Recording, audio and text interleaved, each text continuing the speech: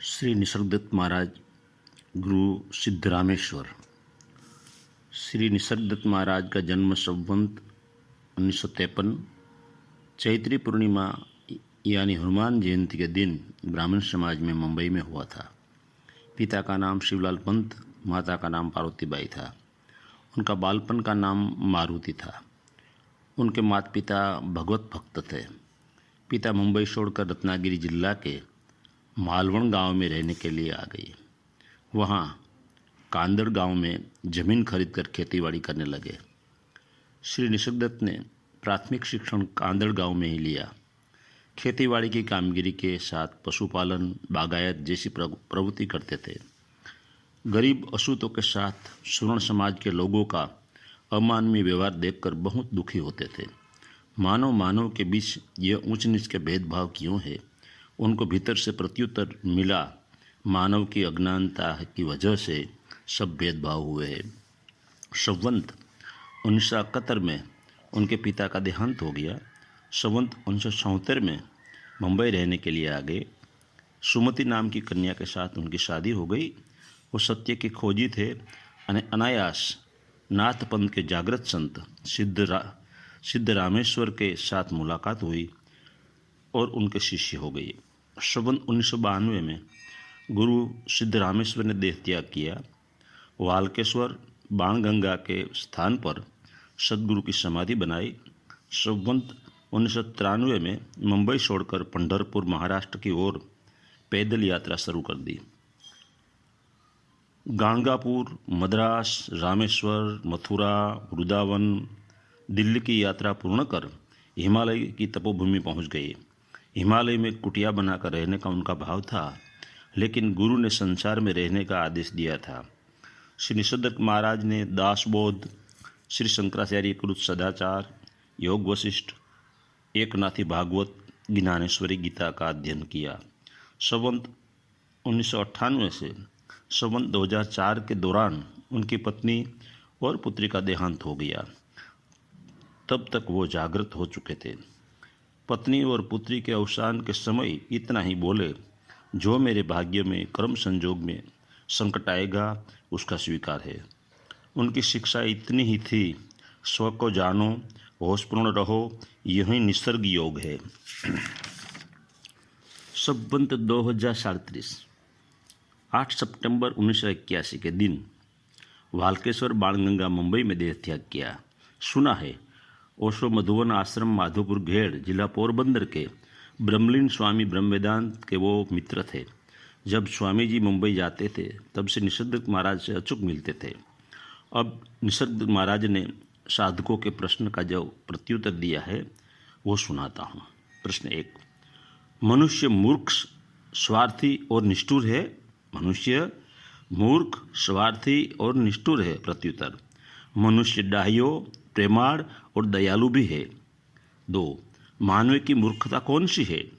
प्रत्युत्तर, मेरा जन्म हुआ है, मेरी मृत्यु होगी, वह भय देहाध्यास की वजह से उसे लगता है, वही मूर्खता है। संतों के देश में किसी का जन्म और किसी की मृत्यु नहीं होती।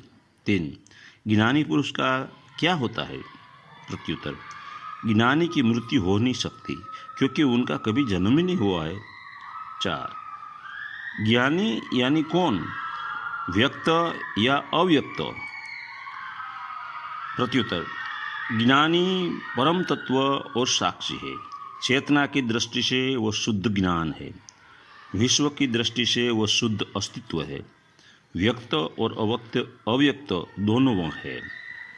5, मृत्यु के साथ क्या मरता है? प्रत्युत्तर, यह देह में हूँ और मेरेपन का भाव, कल्पना मरती है, साक्षी की मृत्यु होती नहीं। 6, मौन को कौन जानता है? प्रत्युत्तर, मौन को स्व ही जानता है। वो मौन मन का हो, वासना का हो और इच्छाओं का मौन हो। 7, आत्मा और देह के बीच पूर्ण रूप से क्या प्रेम ही है? प्रत्युत्तर, प्रेम के अलावा क्या हो सकता है? मन, आत्मा और देह के बीच खाई का निर्माण करती है। प्रेम यह खाई की पहले पार ले जाते हैं।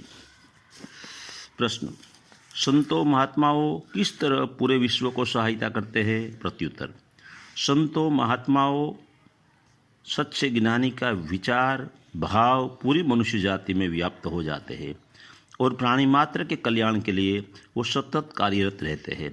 उनका शब्द सत्य की अनुभूति से ओतप्रोत होकर आते हैं, इसलिए वह शक्तिशाली बनकर व्यक्ति में रूपांतरण करते हैं। अंदर के जगत में सुधारणा और बाह्य जगत में वो आशीर्वाद देते हैं। संतों महात्माओं का देह का नाश होता है, जैसे नदी सागर में मिलती है तब उनका नाम रूप मिट जाता है और नदी सागर बन जाती है। ऐसे ही संतों महात्माओं परम तत्व के साथ एक रूप हो जाते हैं, लेकिन उनके शास्त्र, उनकी वाणी युगों तक मानव जीवन को प्रेरणा देती रहती है। उनकी वाणी, शास्त्र व मानव जीवन का वारसा बन जाती है और प्रत्येक मनुष्य की उन्नति का वो कारण बनती है। 9 प्रश्न, आत्म विस्मरण का कारण क्या है? प्रत्युत्तर, आत्मविस्मरण जैसा कुछ नहीं है। मानसिक अवस्था एक के बाद एक आती है और प्रत्येक अवस्था पूर्ववर्ती अवस्था को नष्ट करती है। आत्मस्मरण एक मानसिक अवस्था है और आत्मविस्मरण दूसरी मानसिक अवस्था है। वो दिन और रात की तरह बदलती रहती है। 10 हम मन को कैसे स्थिर कर सकते हैं? प्रत्युत्तर, अस्थिर मन खुद को कैसे स्थिर कर सकते हैं? मन का स्वभाव ही अस्थिर है, भटकन है। चेतना के केंद्रीय बिंदु पर मन की पार आप जा सकते हैं, मन के ऊपर उठ सकते हैं। मन को शांत आप कभी नहीं कर सकते। 11 प्रश्न, साक्षी के बिना चेतना हो सकती है? प्रत्युत्तर, साक्षी के बिना चेतना अचेतन रूप से होती है, मात्र जीवन होता है। जैसे प्रत्येक रंग में प्रकाश गुप्त होता है, ऐसे ही चेतना की प्रत्येक अवस्था में साक्षी गुप्त रहता है। ज्ञाता के बिना ज्ञान नहीं होता और साक्षी के बिना ज्ञाता हो नहीं सकते। आप जानते हैं वह काफ़ी नहीं है, आप जान रहे हो उसकी जान आपको होती है।